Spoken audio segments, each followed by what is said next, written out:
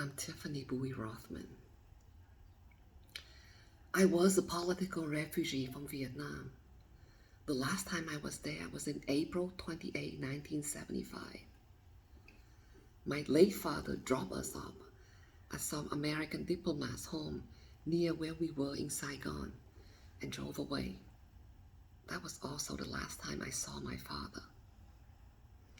Since being highly privileged citizen at the time without realizing it, my pregnant mother, her sister, my younger brother, and I were driven by a bus along with other privileged citizens and passed it through all security at the airport.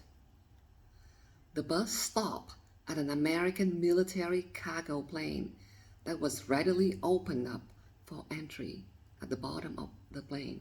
All we had to do was just walk in and sit down.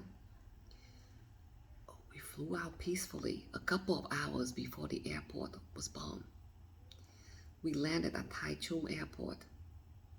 That was an American military base, and we remained there.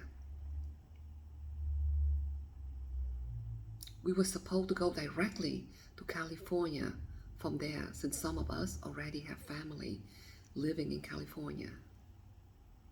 After 2 days, when Saigon fell to the North Vietnamese, we were dropped off at Warm Orotas Point's refugee camp.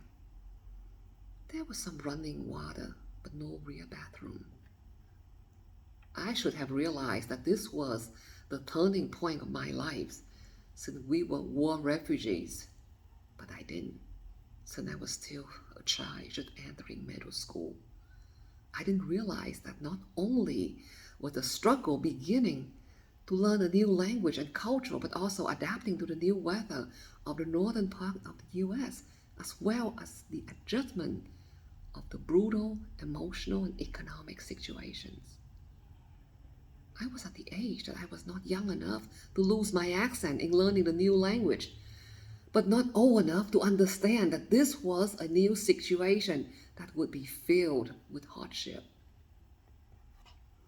After moving around from one refugee camp to another, we finally settled in a house in Pittsburgh, Pennsylvania, where we were sponsored by a church. One of my aunts was already living there and was going to college in the same city. One would think that we should have felt more at peace there. However, we found out that my father was never able to escape, even though he was with the very last government with the title of Minister of Defense. His helicopter was destroyed on the day of April 30, 1975. He ended up in concentration re-educational camp. He wrote to us, apologizing for letting us down. Somehow his sorrow didn't do us much good.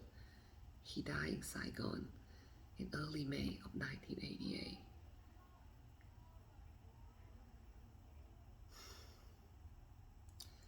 There were other letters from my mother's family. I didn't read them, but I saw there were tears shed by those who read them. Whenever we heard of someone we knew who had escaped Vietnam and was living in one of the refugee camps just outside of the country, they would ask if we could find a way to send money to those who had been unable to escape. This covered the first 2 years after Saigon fell to the